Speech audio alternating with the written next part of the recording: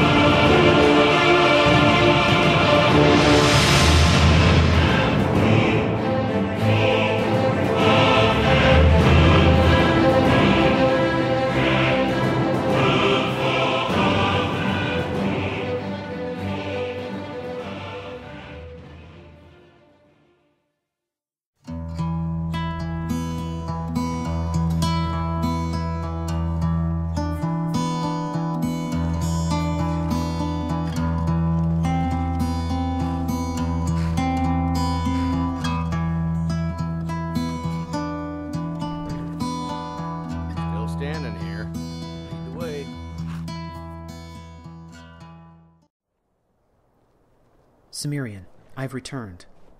I have Brenuin as you commanded. Excellent. I see only Nefay. Where is Lydia? She fell ill. I did not want to tax her strength further, so I asked her to stay behind.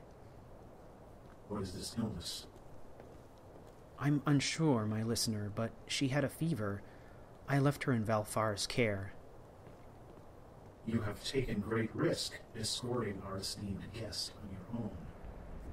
You must know that much could have gone wrong with this plan. Yes, listener, I am aware that this idea was ill-conceived, but what was I to do?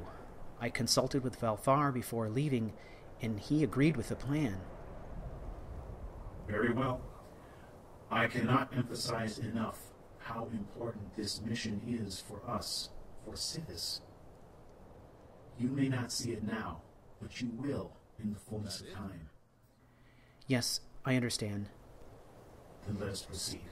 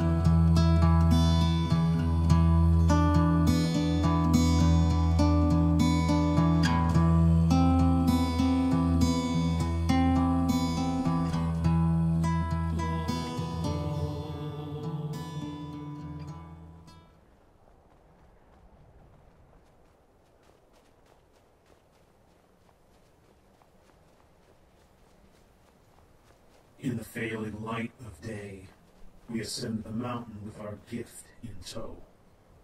Homage to Sithis by way of Boethia. Deceiving the Daedra is a dangerous game. Deception is their stock in trade. However, I hope to strike quickly, gathering as many of their precious tokens in as short a period of time as possible. I now possess the skeleton key belonging to Nocturnal. The expectation is that I will take this to the Twilight Sepulchre. I hold off now so as not to tip my hand quite yet. Once I have betrayed one prince, the others will soon know. For now, I gather their confidence, one by one, positioning myself to carry out their final bidding, but I stop, just short of finishing the job.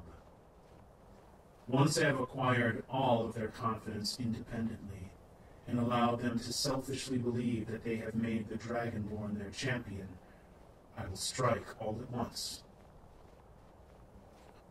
That shall be a long night, but well worth the effort. I will acquire their gifts quickly, one after another, snatching as many as I can before the word of my treachery is spread throughout Oblivion. Once this is complete, my chances of gaining the trust of any remaining princes will be much reduced.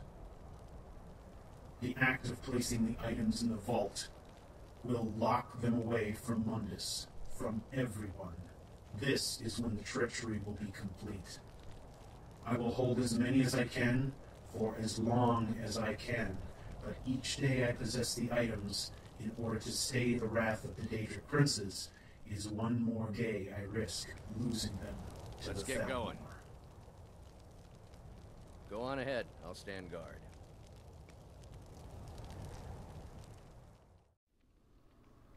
Your mind is not here, girl. Master? What is it, Nefeh? Oh. It's about Lydia. What troubles you? Speak. It's nothing. Now's not the time. I shall be the judge. Speak your mind. When I left, Lydia... She did not think I could do this alone. Is that all? Come now. Obviously, you have succeeded in bringing me Brenuin and in proving her wrong. Lydia is a battle-hardened warrior. Her expectations are high and her manner blunt. Yes, listener. I understand that, but... But nothing. Here you stand. There Brenuin stands. The task is completed, and a full day ahead of schedule. You've done well. Yes, thank you, but it was not without difficulty. Explain. He escaped me at Mixwater Mill. Did he now? Yes, I was stupid. I left him to go hunting, of all things. He was bound, gagged, and even drugged with skooma, but still he escaped. I'm so sorry. I never should have left. What corrective action did you take? I'm sorry, what? What did you do about it? I questioned the mill woman and tracked him across the river and into a nearby cave, but... And you found him and brought him to me, alive as I asked, did you not? Well, yes, but... But what? Here I stand, much satisfied with your work. I questioned whether you and Lydia together could do this. But you have completed this task on your own, having made commanding decisions in the process. Now, have you any qualms about what we are about to do here? No, listener, none. He is the enemy. Show no mercy. Very well. Let us begin.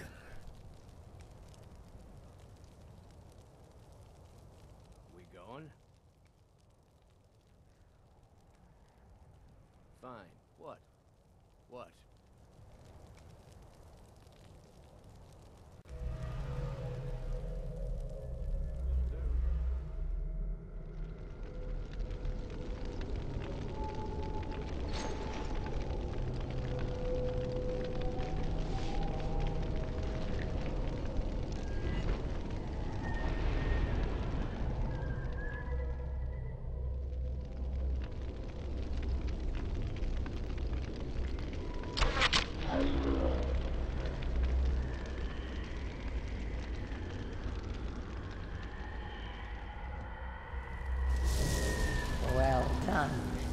You have proven the strength of your will and your tongue's gift for lies.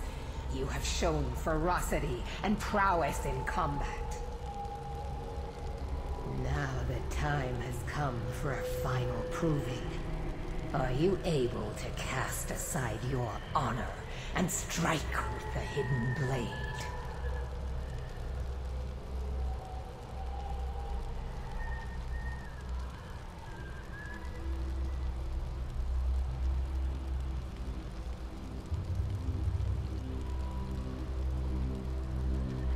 I have little need for mindless thralls.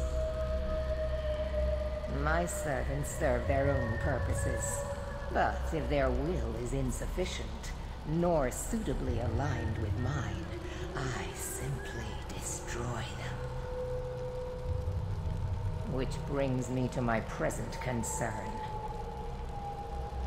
My previous champion displeases me.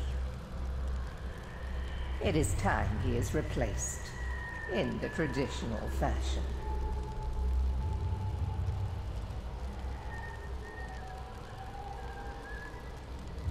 You will find him holed up at Knife Point Ridge, where he plays king to bandits and highwaymen.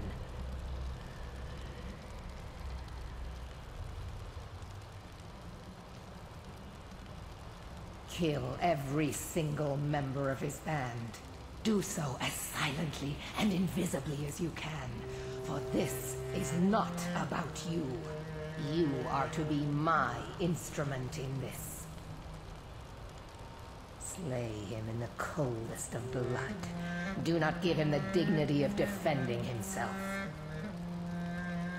Once his corpse lays cold upon the ground, and all trace of his followers erased, retrieve my ebony mail, a gift fit only for my true champion.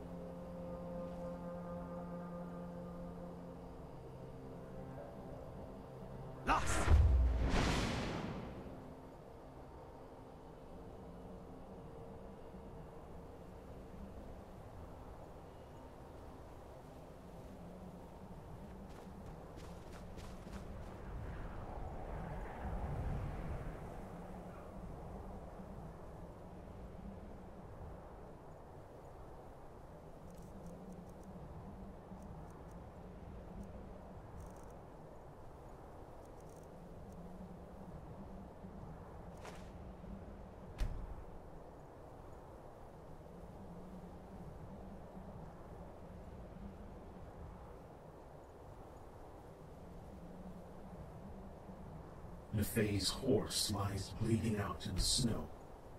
Shadowmere is missing, and there are figures in the house. The attack was not random, although I fear the arrow was meant for me. It should have been me, and not her. The wound is bad, but does not appear to be mortal, provided I can get her to safety. I cannot get her to wake up, or even open her eyes. Healing spells are not working, and I dare not remove the arrow, for fear she may bleed to death. Her only chance of survival rests with her friends in Windhelm. I only hope I can get her there in time. This has to be the work of the Thalmor. A Bosmer assassin leads the way, with Thalmor soldiers to mop up should she fail. How can I expect to carry her past the Thalmor with no horse and make it to the city? She must be kept warm while I clear the way. I shall rely on tactics of my days in the forest and give them a greeting they shall never forget.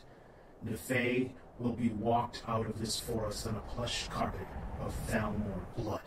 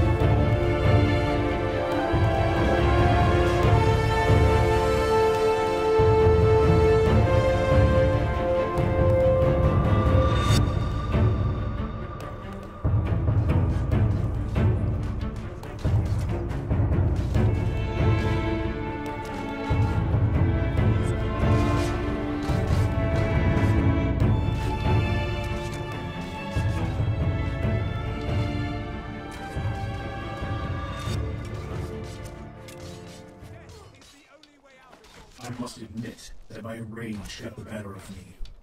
Even with 2 trolls at my back, I underestimated the strength of these Thalmor swords.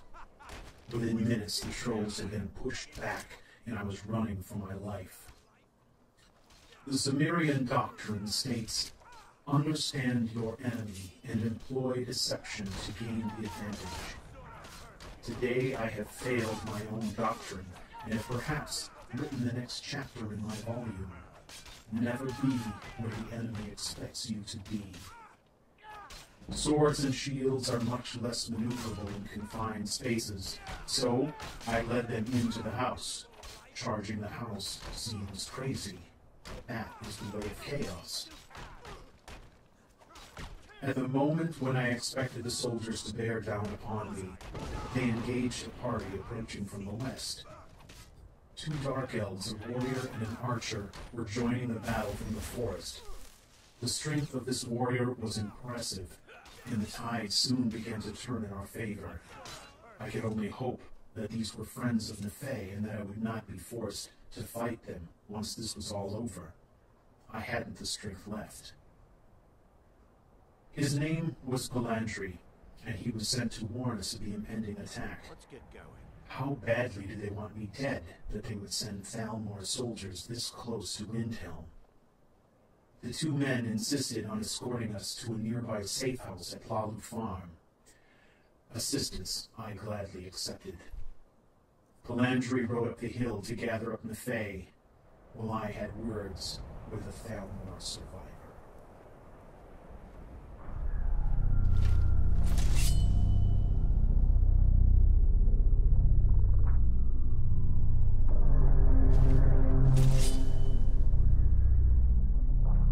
Need something?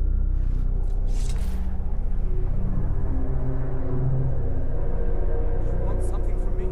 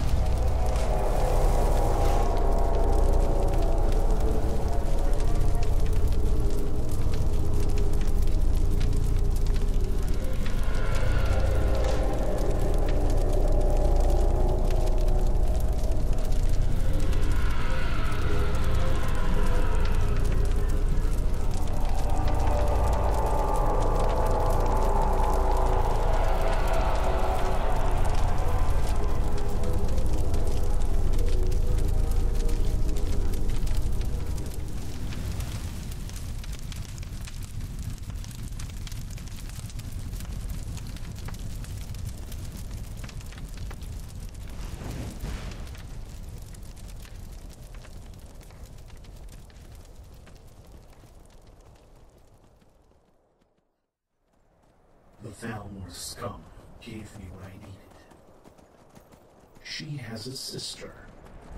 An identical twin sister.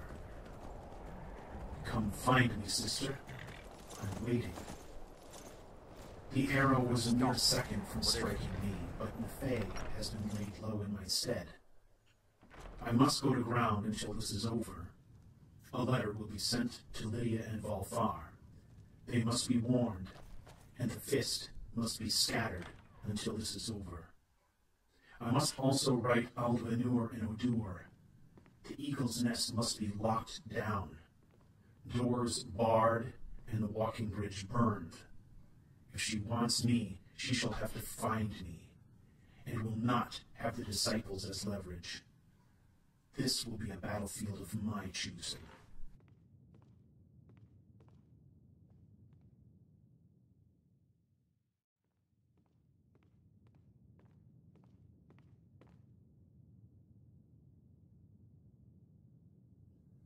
Nefay's injuries were grave.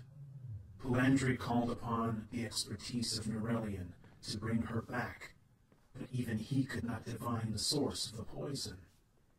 Each elixir he gave helped for a time, but was eventually overcome by the poison racking her body.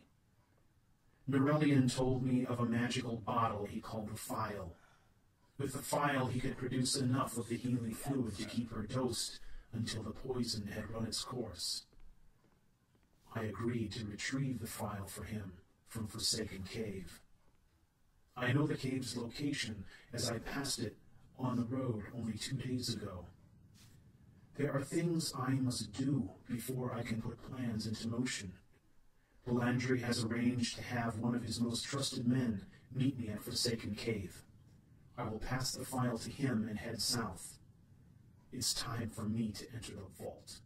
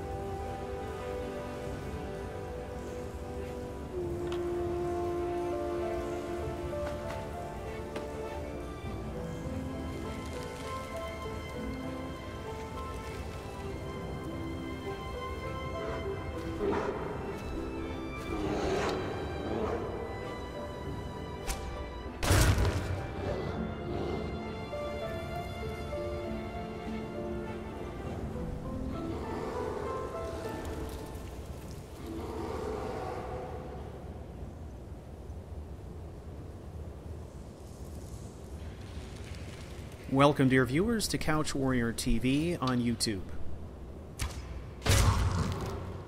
I am the CouchWarrior, and you are watching Erinyes Arcana, a Skyrim Let's Play. Well, we are here in Forsaken Cave. We are in pursuit of the White Phial in an effort to somehow save Nefei from the poison that is racking her body, a poison that even a master like Norelian can't seem to identify yet. The theory is that the White Phial is capable of producing quantities of whatever it is that you put in it. In other words, it's bottomless. So Norelian's plan is to keep dosing Nefei with healing potions until the poison runs its course, and hopefully save her in that way. So we are going to retrieve the Phial for him. And as you may have gathered from the previous segment, Palandri is going to provide a man, something of a courier, who is going to meet us at Forsaken Cave, take the Phial back to Palandri and Norelian, allowing us to continue south, because we have things to do, my friends. I hope you are all well. I am fine. Again, this is Chapter 12, Part 3. The title of this chapter is Loose Ends. And with the beginning of this episode, we have tied up yet another loose end, having eliminated the traitor, Brenuin, and also satisfying an obligation to the Daedric Prince Boethia at the same time. And that leads us here. So this is going to be a dungeon crawl in pursuit of the White Phial. Once we've retrieved the White Phial, we will be continuing on to the vault. Now, if you remember, the vault... Ooh, let's take this guy out. The vault is a location that was given to us by the ghost of Lucian Lachance.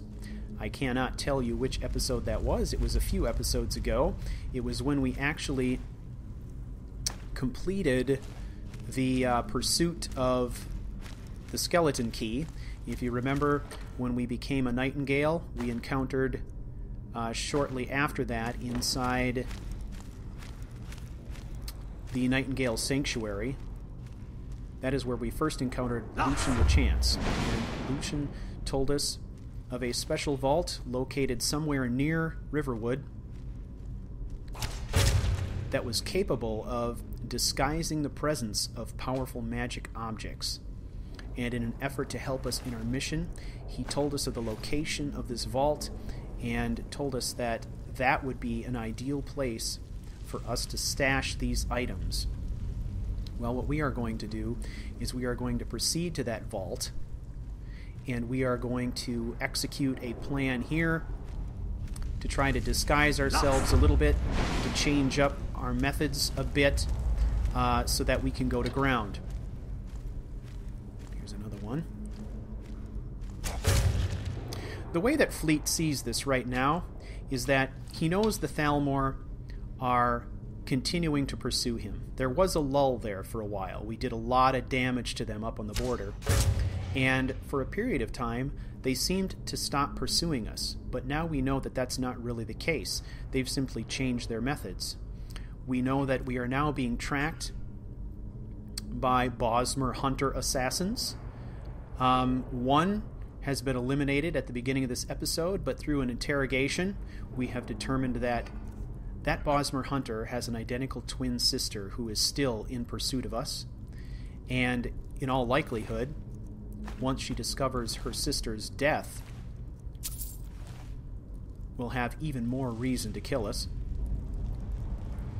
So rather than risking any more members of the Fist, he is going to go underground and try to lead the assassin away.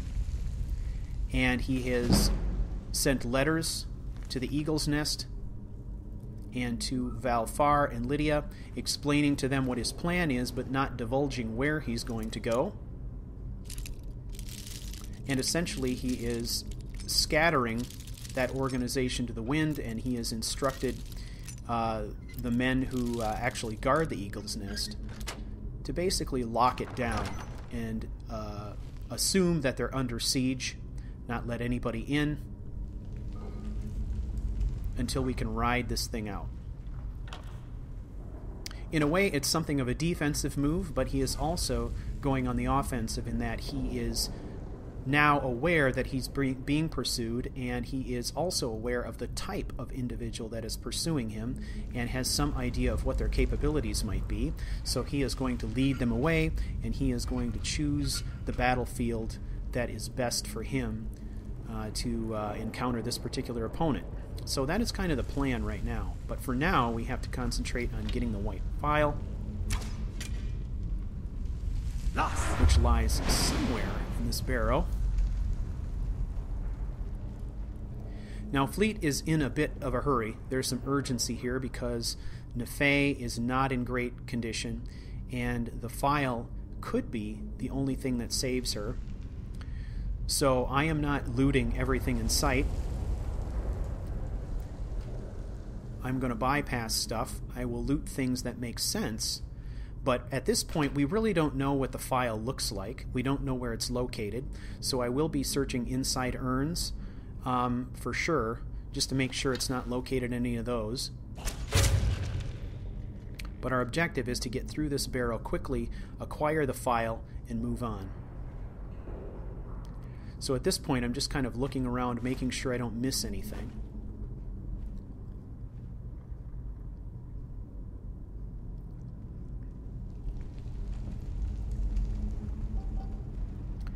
Thank you once again for joining Fleet on another adventure.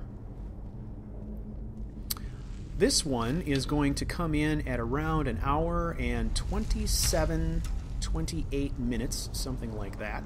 That does not include the after show.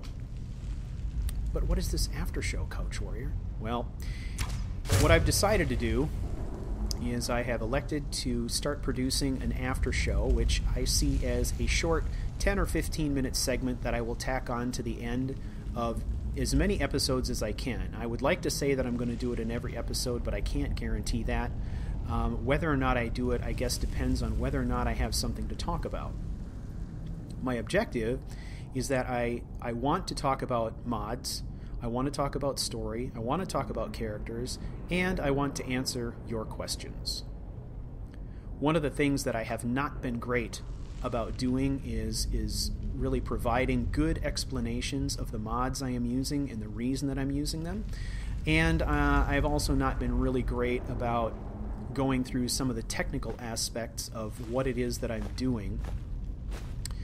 And rather than try to shove that into the actual story episodes and take a chance on ruining immersion with lots of game details, I'm going to produce it as a separate show that I will tack on to the end of each episode, where we can talk about this stuff. Now, if you have specific questions you would like to have answered, I would invite you to go to my website at CouchWarrior.tv and submit the form. There's a form there, an Ask Any Question form. Submit that form. Ask me a question. You can do that. I will also take a look at questions that come up in the comment threads here on YouTube, and I will pick and choose which one of those I want to address. But I would say if you have a very specific question you'd like to have answered for sure, I would encourage you to submit a form on the website. That'll just help me make sure that I see it, and I can put it in priority status, if you will, just to make sure I don't miss it. So I hope you'll join me for that. I'm kind of looking forward to it. It's an opportunity to really talk about some of the nuts and bolts of the story and some of the mods that I'm using. I'm actually using quite a few mods, and I take them in and out of rotation frequently, so it'll be fun to kind of talk about not only the mods I'm using, but the specific reasons that I'm using them and when I'm taking them in and out of rotation and what they lend to the story. Alright, we can hear the Draugr tromping around. There he is. We're making pretty short work of the Draugr here, which is good, because we need to blast our way through here. I know for certain that I'm probably bypassing a lot of loot, but in a role-playing sense, that is what needs to happen right now, because we are pressed for time.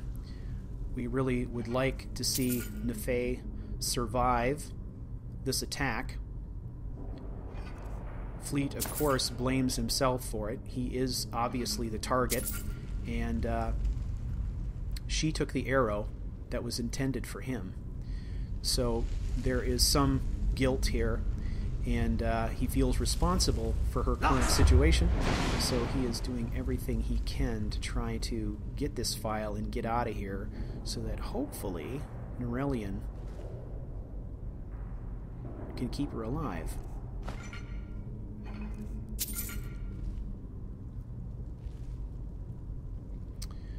Alright.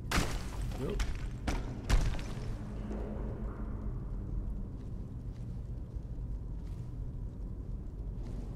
Now, I'm currently using the silver bow, but at present I am running dangerously low on arrows. So I have a feeling that at some point I'm going to have to go to a bound bow. That's okay. The bound bow is our old standby. And then at some point we'll either acquire some more arrows for our silver bow, or hopefully if we get another level here pretty soon, I can just take elven smithing and I can just create a buttload of them.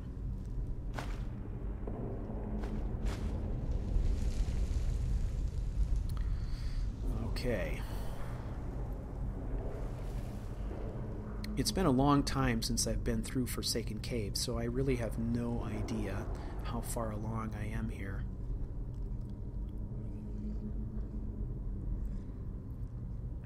Alright. Oop, it's two of them. Let's put one in the wall, maybe. Or let's hit the guy in the back. Oops. So much for that plan. Initially, I wanted to hit the guy in the back, thinking I'd turn the other one around, but I kind of misfired there.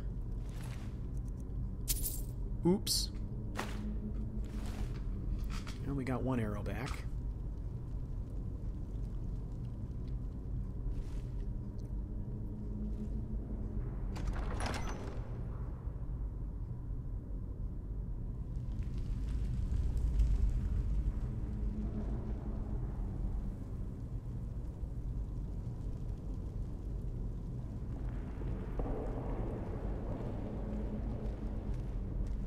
I hope you enjoyed that initial segment. I think that is the first time that I have ever done a segment quite as long as that. I'll be talking about it in a little bit more detail.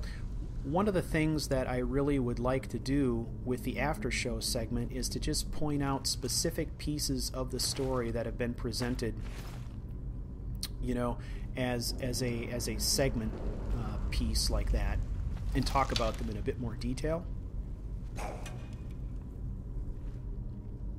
Oh, look at that. Yeah, I finally ran out of arrows, man. Alright, well, we better get serious here. Okay, we're going to go to the bound bow.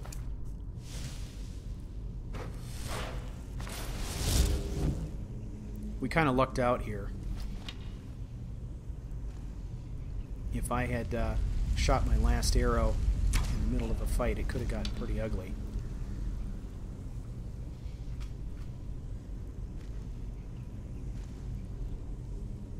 Anyway, that, as I was saying, that initial segment ran about 27 minutes. And I think I communicated everything I wanted to there. You may have noticed that I changed up things just a little bit, and I started doing a bit more narration as opposed to journal entries, just doing pure narration where Fleet is actually speaking to us as the viewer and conveying his experiences in more of a narrative way as opposed to a journal entry. The tone is a bit different, it has a bit more immediacy, and I think it could be an interesting addition to the story. It lets me it lets me tell things just a bit differently than I would if I were just purely using a journal entry where I was, you know, intending to speak as though something had happened in the distant past. The immediacy of narration gives me a few more options to tell the story as it's happening, which is kind of fun. Alright, this guy isn't coming after us, so we're going to go get him. Let's put one in the door. Come on out here. There you go.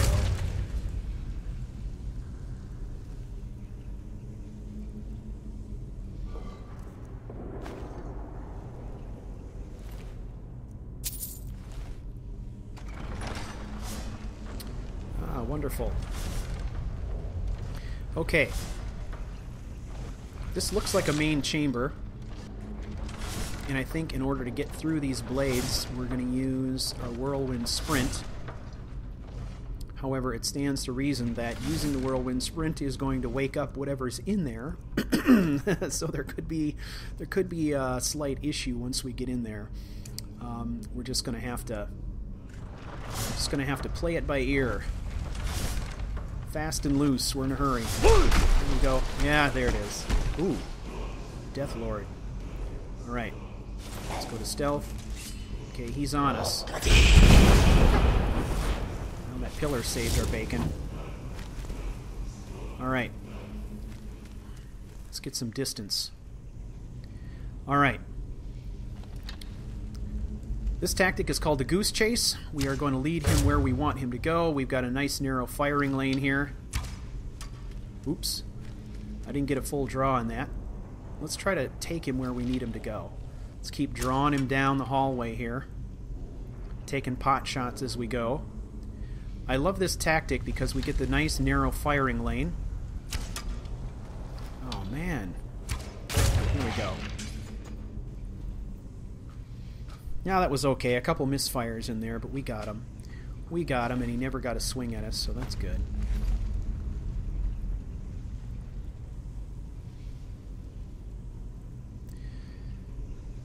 Alright, we got to get this Phial.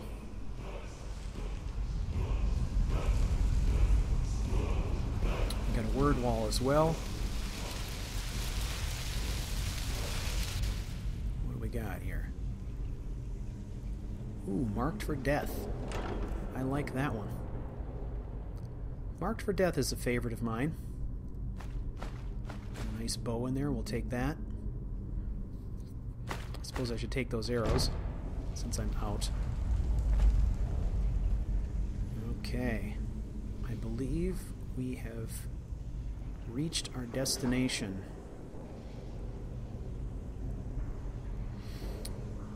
Alright, we're going to activate this. I'm assuming we're pouring the contents of the bottle that Norelian gave us in there. And that allows us access.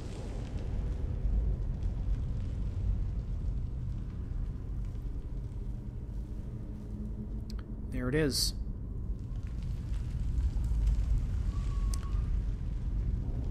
Got lots of ingredients around here.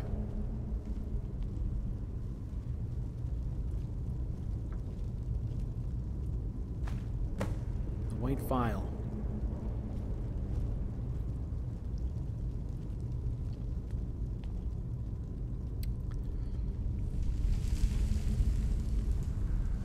Alright, let's have a quick look around.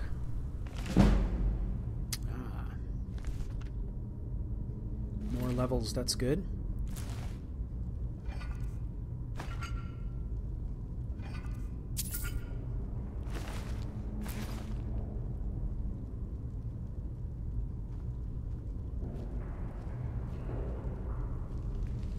We'll go ahead and gather up these ingredients. There are quite a few of them concentrated in a small area, so we should be able to pick them all up pretty fast and get the heck out of here.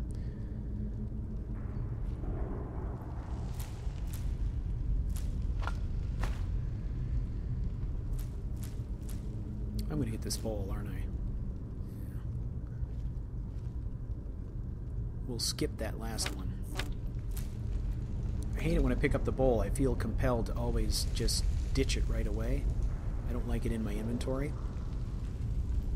Canis root is good. Paralyzation poisons from Canis root. Ah, jeez.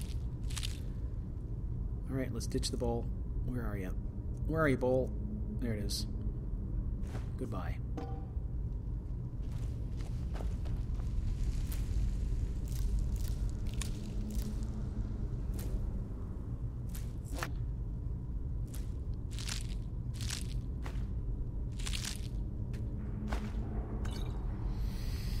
All right.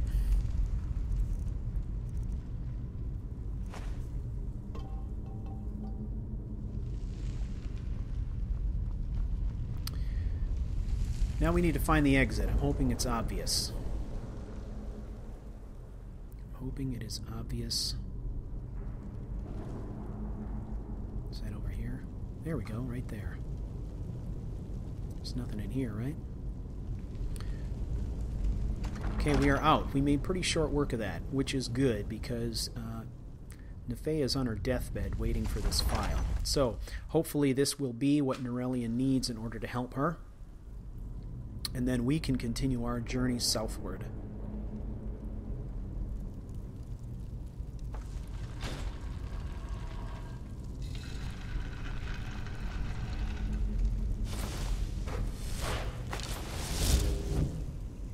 Now this plan of fleets has come together very, very quickly.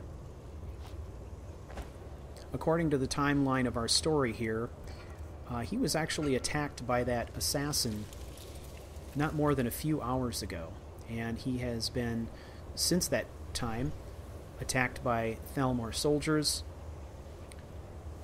narrowly surviving that. He has been smuggled in and out of Windhelm through a secret passage, through a smuggling network run by the Dark Elves, and so he is in reaction mode right now. He's making up this plan as he goes very, very quickly. Okay, here's our courier. Yes, sirrah. So this is the gentleman that will take the white Phial back And what might you need? to Windhelm for us and free us up to head south. Now, obviously, those of you who are familiar with my style of Let's Play know that I'm not actually handing him the Phial. This is a role-playing device. And all these featurettes that I do, all these cutscenes and special things like that I do, are really the glue that hold the major bricks of the story together. Okay, we've got a dragon here. Our objective is we want this dragon to follow us. We don't want this dragon to mess with that courier. He needs to get back. So we're going to go ahead and mess with this dragon just enough to keep him on our trail. We want him to come after us. Come on, you big sucker. Follow me. Follow me.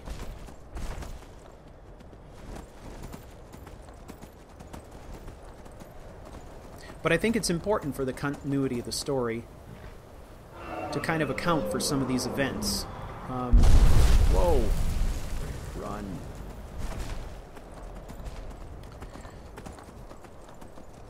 So that courier will take the white Phial back to Palandri. Well, we head the opposite direction. Now we are bound for Riverwood.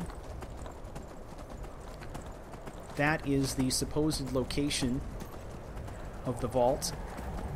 Now we have been told where the vault is by Lucian LeChance, but we've never been there before. This will be our first actual trip to the vault.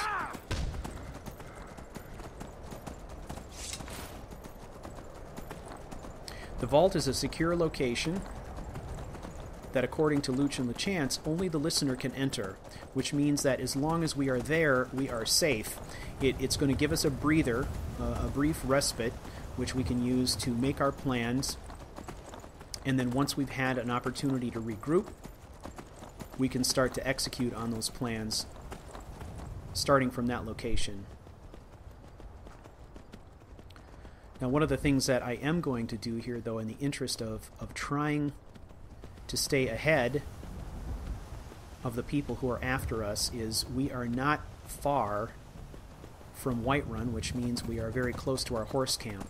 I'm going to go to the horse camp, and I'm going to switch horses. We'll trade up horses. That should help to bring a little bit of confusion to things. They won't be able to identify us by our very distinctive horse with the red eyes. Shadowmere, of course, is a very distinctive horse. And we are riding across a good portion of Skyrim here. So what we're going to want to do is trade up horses. And then when we actually leave the vault, we'll be on a horse that is somewhat less familiar. And just basically want to change things up as much as we can so that we can't be tracked quite as easily.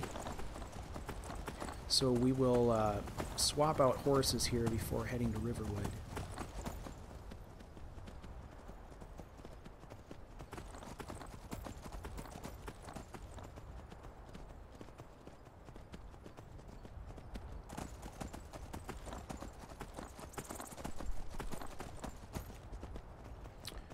Okay. Oh.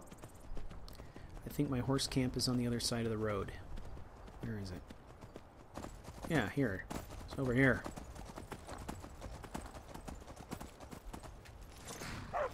Alright. So we very quickly leave Shadowmere, grab a new mount, and head right back out again.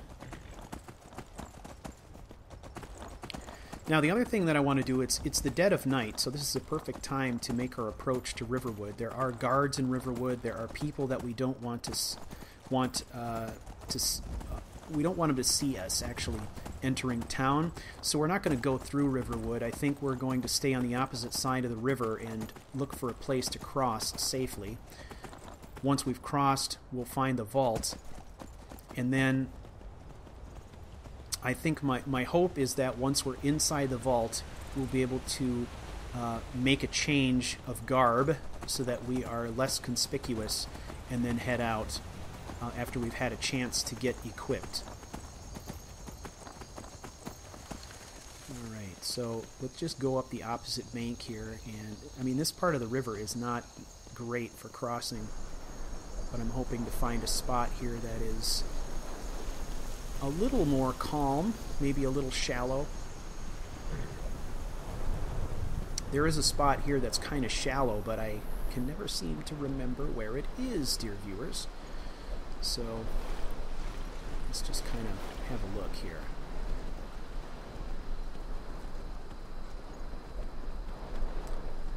Alright. It's kind of wide, but it's calm here, so this might be doable. And we're well beyond the opposite end of town, so let's go for it. Yeah, there it is. It's a shallow spot. I don't have to swim it. Okay. Now, according to Lucian LeChance, we gotta come up in here.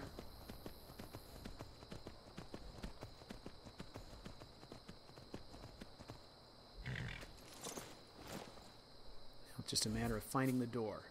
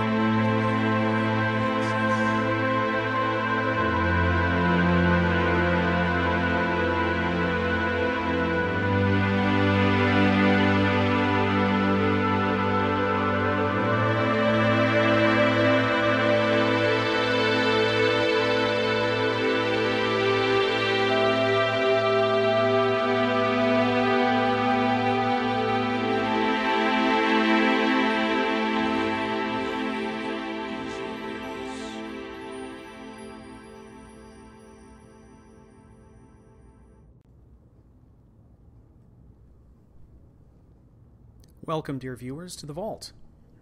This is a location that will be exclusively fleets. Of Sithis. The armor room here features all of the versions of fleet that we have seen throughout the story. It's kind of a nice little museum, an homage to the different stages of this character that we have witnessed throughout the story.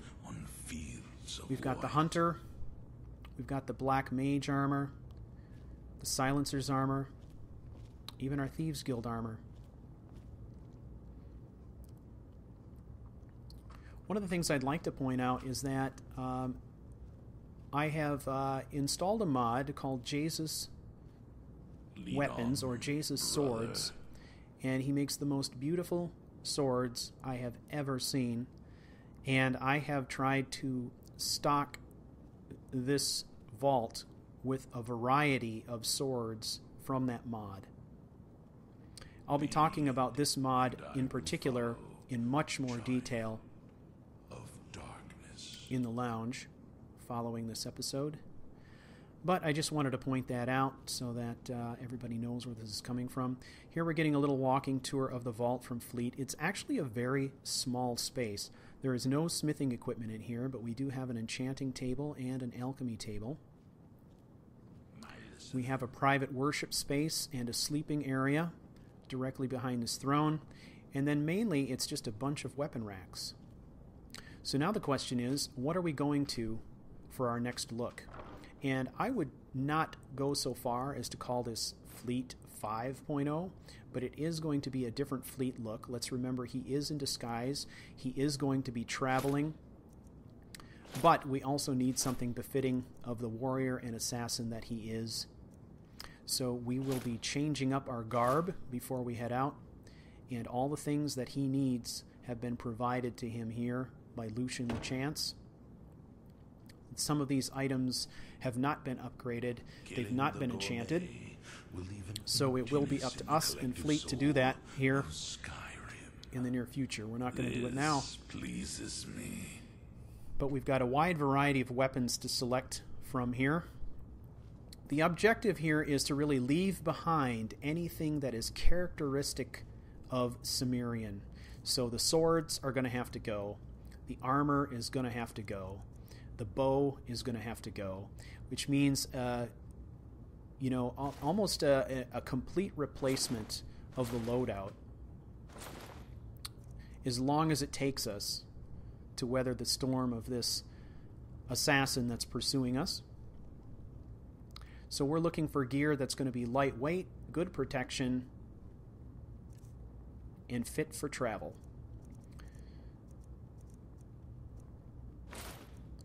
So to start with, we need to shed this extra gear. So that means all the Evil Mastermind armor that is characteristic of our Fleet 4.0 look, that's all going to go. Yes, kill the chef and then... Let's go ahead and load it up on the mannequin here.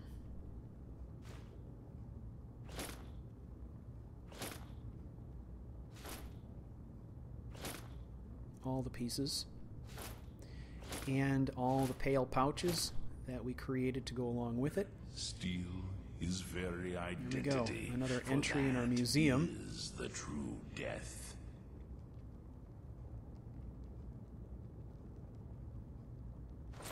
Now let's see what we've got that's new.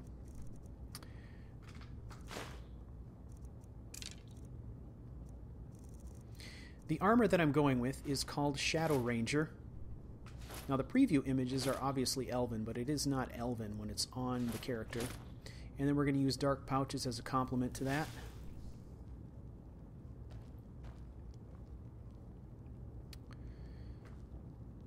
Those of you who have been paying attention to the website and the Facebook page have seen previews of this armor already, which I put out a couple of days ago as kind of a teaser release. Higher honor.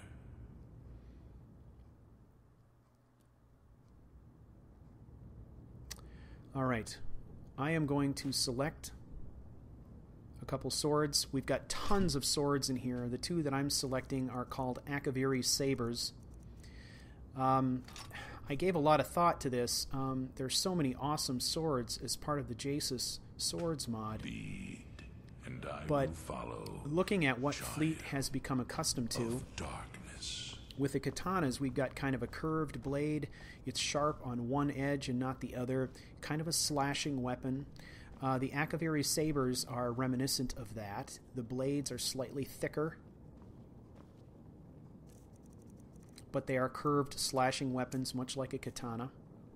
So we're going to go with those for now. But we've obviously got a lot of interesting things here we could change up later. I think we need a torch here. Nature to murder. Here we go. Practice does make perfect.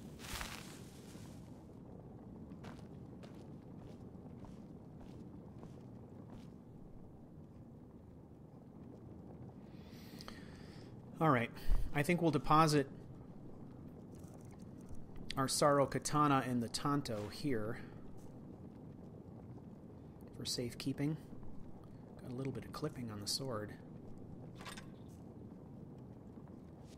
This Tanto dagger up here. And we'll just keep them here for safekeeping while we switch up to the Akaviri Sabers. Now, what I know of the Sabers is that currently they do not do as much damage as our Katana and Tanto combination do, but they're close. They're relatively close. So I'm not too concerned about the damage I'm losing. I would say the obvious solution to that problem is to My blade is yours. increase our levels in one-handed. Here we can get a better look at some of the swords that are available. Even just the standard Legionnaire's short sword is awesome. Here's some two-handed swords.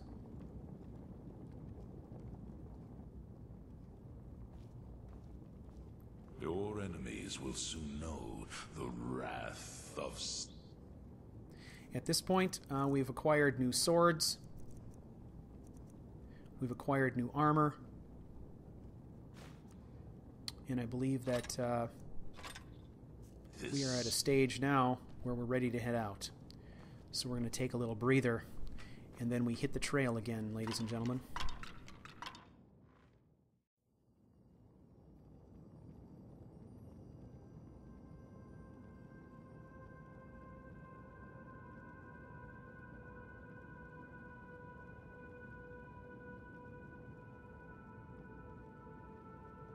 Skyrim from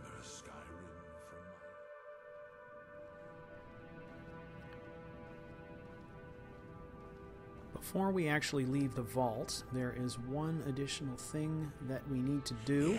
Yes. Kill the chef, and then steal his very We have a shield identity, here. For that is the true Go ahead and take that. death. This is a Blades Shield mod of my own design. It provides some protection from frost.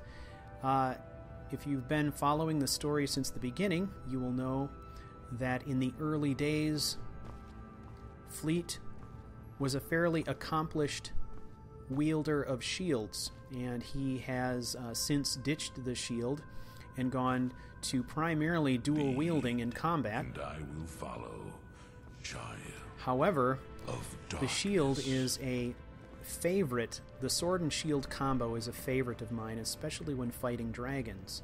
So we are going to take this shield, and it is going to be sort of a dragon fighting tool. I'd like to get up a little bit more personal with the dragons, and the shield makes that easier to do. So it will provide us a little bit of protection from frost dragons, but not from flames yet. The texture for the shield is one that I created myself, and I enchanted the shield with protection from frost. I would have liked resistance to magic, so I could get a bit more utility out of it against all dragons, but frost was the best I could do. I do not have a resist magic enchantment yet, which actually was shocking. I thought I had that, but I don't. So we are off. We are heading back north again, but this time we are going by a different route. We're changing it up. We are the agent of chaos after all, and we are interested in not being found, not being seen. The plan is to be a shadow on the landscape.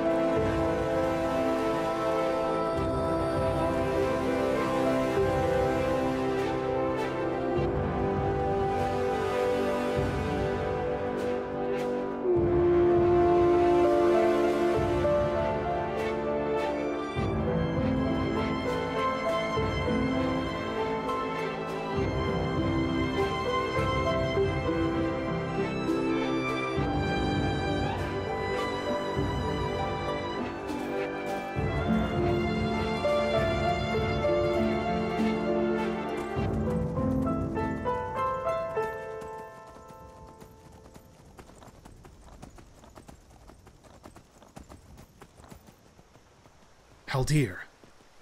That was Haldir on the road. There is no doubt. Our eyes met and he looked directly into my soul.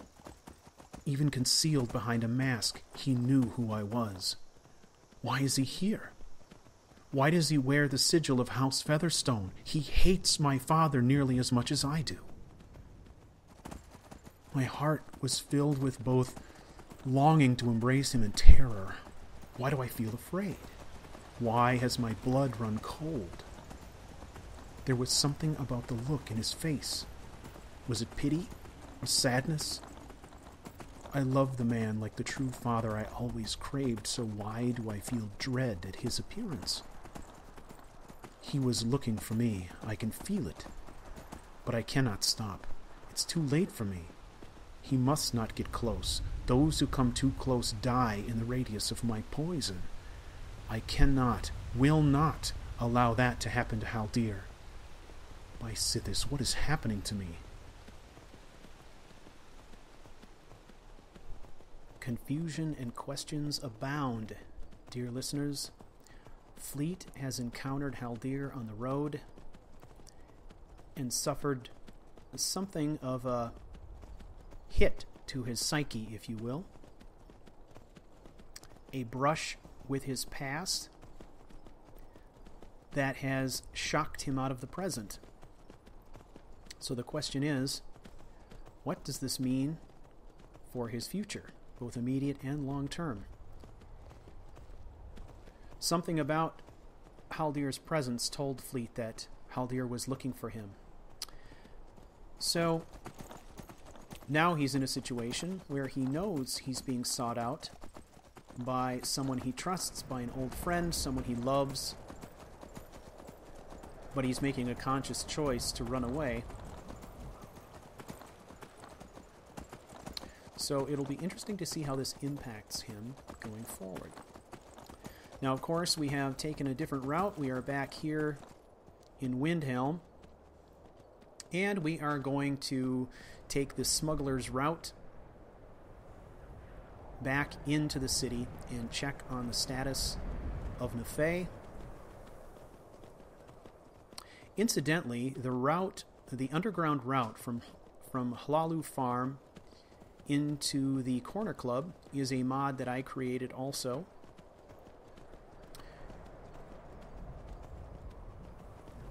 Because it served my storyline, so I've been learning a little bit about how to build these things and having a great time with it, although it's just one more distraction from real life. But we will talk about that in probably more detail in one of the lounge episodes, either the coming one after this or maybe a future one. This certainly will not be the last time that we use this sneaky route into Windhelm.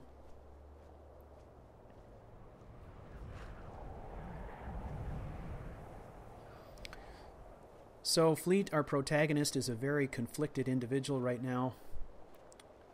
Azura's wisdom to you, friend. He was very much in control a short time ago, but the sighting of Haldir has thrown him off balance a little bit.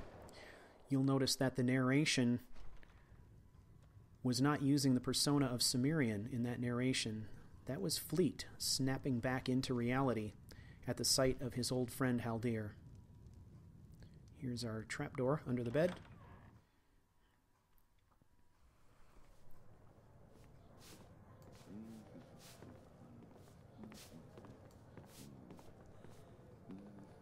So it remains to be seen how this will impact our protagonist. And that, my friends, brings us to the end of another episode. I want to thank you for taking the journey with me. And until next time, may all that you do be swift, quiet, and deadly. And to all Skyrim assassins, I salute you. Silence is our battle cry.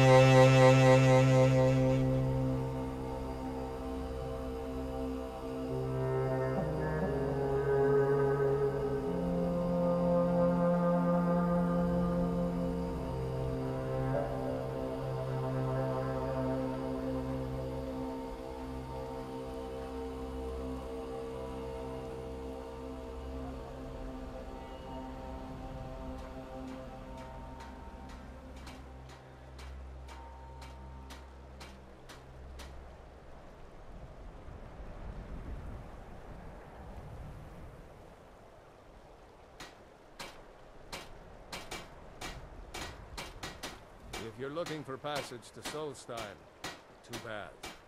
I'm not going back there anymore. It's hard to explain. I remember those people with the masks coming on board. Then, the next thing I remember, I was here, and they were gone. And that's not right, losing whole days like that. There's been something strange going on there for a while. But after this, I'm done. I'm not going back to Solstheim. If you've been listening to me, I'm not going back there.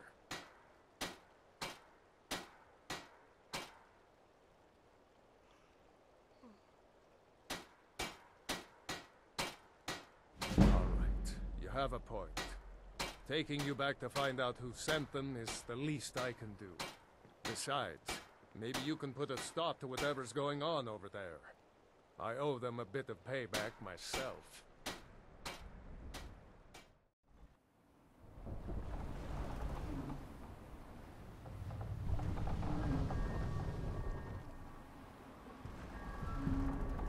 Well, here we are. This is Raven Rock.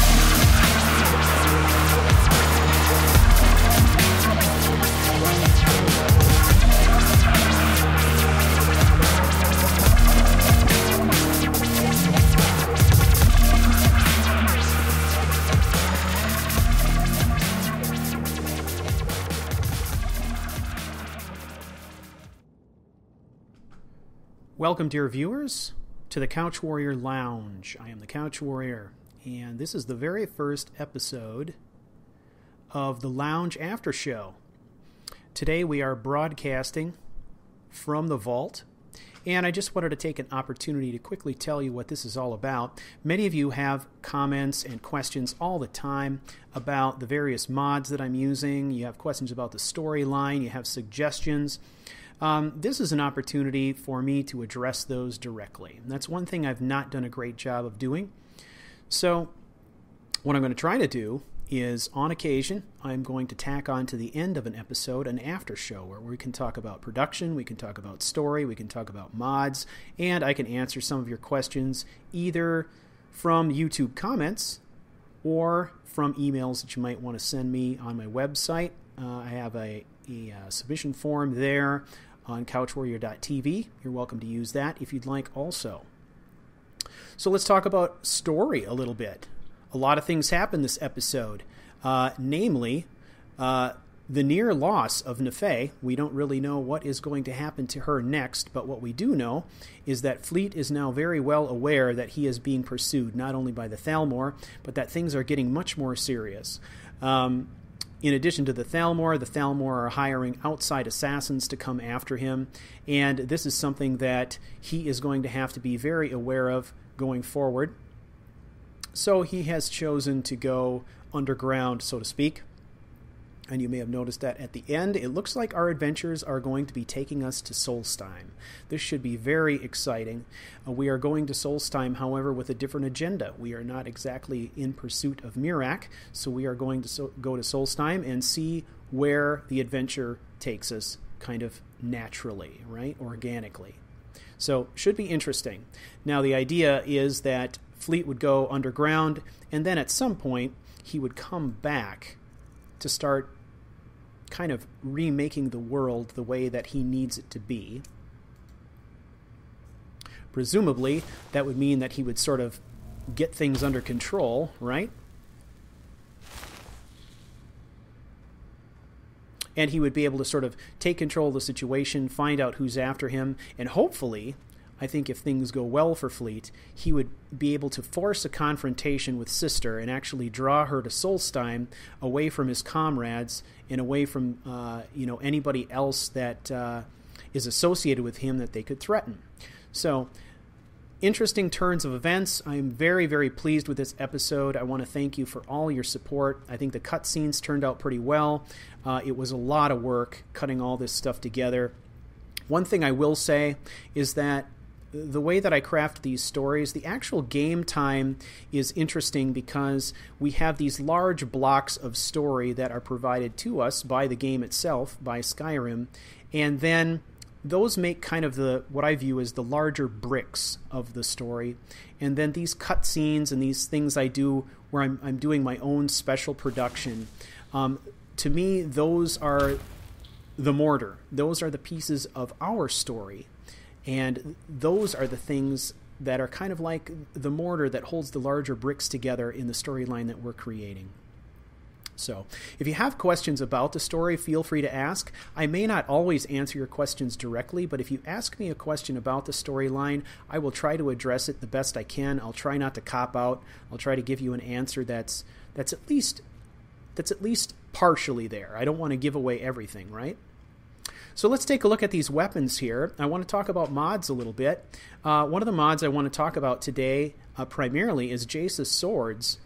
All the weapons you see in the room right now are from the Jace's Swords mod, and they are absolutely gorgeous. I can't even express how interesting all these blades are. It's really incredible, actually. And I have only crafted a fraction of the blades that are actually available through this mod. This is an Akaviri sword as opposed to the saber, so it's a straight blade. We've got a Khajiit saber. This is also an Akaviri sword, but it's a battle saber, which is a two-handed version of the saber. And we've got several Argonian blades, a battle blade and a standard sword of Argonian design. One that I actually like a lot is this one right here, this boarding knife. It's just wicked. We got some spikes on the hilt going on. kind of a fat, wide blade. Here's some two-handed weapons. I decided to make some of these just so we could get a look at them. Got axes and bastard swords of varying quality. So they have a fine version and a standard version. And then up here is a heavy crusader. Looks a little bit different.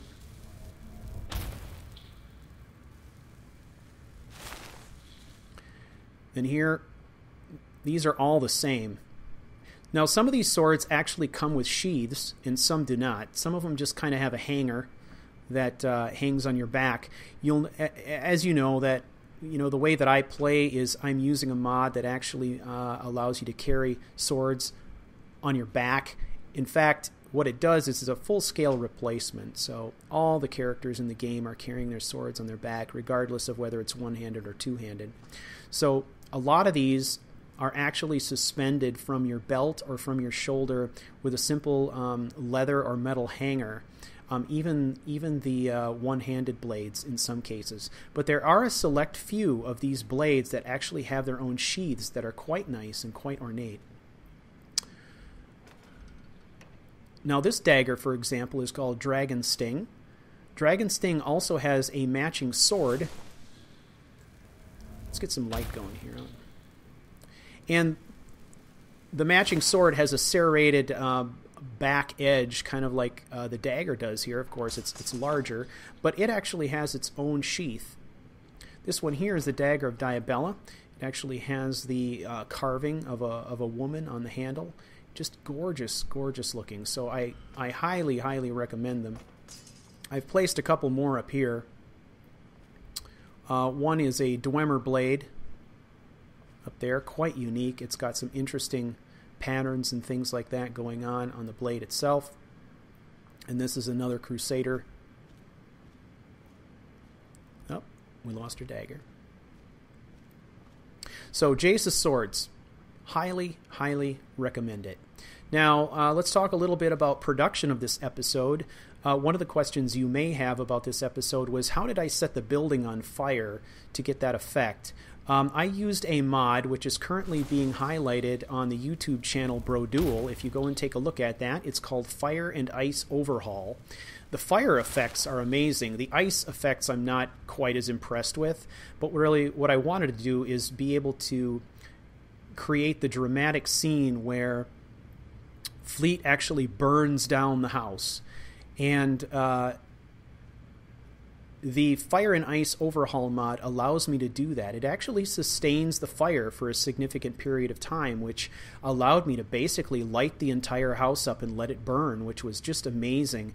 That is an effect that I've been interested in doing for some time, and this mod allowed me to do that. Now, this is one of those transient mods. It's a mod that I'll probably put in force, and I use it for a period of time to get a particular shot, and then I disable it when I'm done. I do this with a lot of mods. I use them for effect. Because I'm trying to tell a story here, I'm interested in getting the shot that I need to complete the scene. And in some cases, that's what I have to do. So I'll do that. I'll load up a mod, I'll get the shot, and then I'll disable the mod, and I'll probably bring it back when I need it again for the story purposes. Another way that I do that is by crafting some of my own mods. You'll notice the plethora of trapdoors that we had in this episode. Those are all trapdoors that were created by me.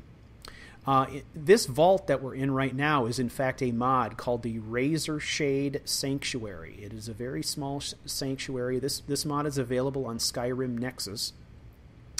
And the trapdoor that I took to get into this mod, I located that in the forest behind Riverwood, but in fact, the trapdoor that you use to enter this mod normally when you install it is in a much more remote location, and I relocated the trapdoor because I needed it to be in a spot that was accessible. As you guys know, I do not do any fast traveling. I have fast traveled maybe once or twice in this series, and I did it because of necessity. Because there was actually some issues with the nav mapping in the Eagle's Nest, so I actually had to fast travel up rather than using the secret door. But for the most part, I do not fast travel. Razor Shade Sanctuary is only accessible through fast travel. which means that I could not, as part of my storyline, ride a horse directly up to the door. And that was a problem for me. So what I did is I just simply used the creation kit to create my own door. I placed it where I needed it to be, and I linked that door up with razor shades so that I could just kind of use my own alternate. Now, the trapdoors that are located in Windhelm, those are actually trapdoors completely of my own design.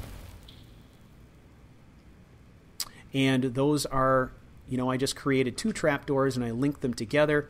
I'm kind of learning how to do these things. It's certainly helpful to me to be able to, kind of remake the world the way that I need it to function. And so that's essentially what I did there.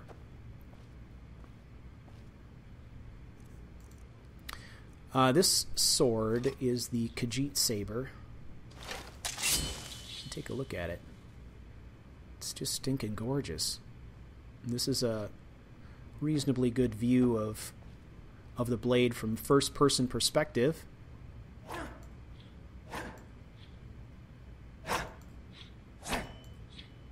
Highly recommend Jasus. Can't recommend it more. So the big question now, dear viewers, is what is the fate of Nefei? Where is Fleet going? Why is he going to Solstheim? Obviously, we know that he is trying to go underground. He is trying to get himself as far away from Skyrim and his companions as possible in order to not endanger them and to lure away the assassin who he wants to meet, in a way that's probably better strategically or tactically for him.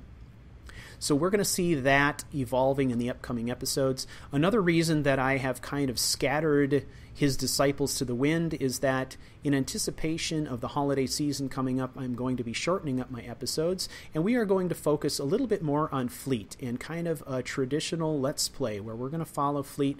We're going to take care of some things. We're going to do some things solo and just kind of have a good time. So I'm really looking forward to it, and I really hope that you will continue to watch as we transition here into Chapter 13. Now, a couple of things that have come up. 2 emails I want to address. Not really emails, but comments in the thread. One was from Coolman7000, asking why, when I cut to Nefei, we could see some of Fleet's inventory with her stuff. In other words, he was talking very specifically about the Eyes of Thalmor. We're actually in Nefei's inventory. Those are supposed to be in Fleet's inventory, right? Well, the mod I'm using to get those shots is called Alternate Actors. And the way that actually works is when I engage Alternate Actors, I become Nefei, but it transitions over some of Fleet's inventory every time that happens. There's no way to avoid it. So every once in a while, that's what's going to happen. Alternate Actors is a mod that I recommend with a caveat. If you're planning on using it in the context of just playing Skyrim to have fun, you can actually run into some serious problems with it. So I highly recommend you be careful with it. I never use that mod without making a clean save first. Then I typically use the mod to get the shots that I want, and I do not make any saves during the time that I am using that mod. I may do an occasional quick save, but I don't actually create a legitimate saved game while using that mod. I just use it to get a shot, and then I get out. So that's the story on that. The last thing I want to address also is a comment in the thread from the last episode from Troy Barnes. I just wanted to say big thank you to Troy for pointing out to me that there had been a post regarding the CouchWarrior channel on the Skyrim blog. There were some great comments on there, some new people who had discovered this channel because of that post. And I just want everybody to know that I'm really appreciative of that stuff. I think one of the things that is going to be probably the most effective marketing tool for CouchWarrior TV is going to be that style of guerrilla marketing, if you will. Going out to the places where we know people are hanging out who would like this style of Let's Play and actually posting in forums. So anytime you guys do that for me, I definitely appreciate it, and let me know when you do, because I'll give you a shout out for it. I really appreciate it. That's going to be the best way, I think, that we will reach the viewers who will actually appreciate this content. Well, that is it for this episode of The Lounge. I want to thank you all so much for watching my episodes, being such loyal viewers, and participating to the great degree that you do. I am very, very appreciative of all of that, and I look forward to seeing you for Chapter 13.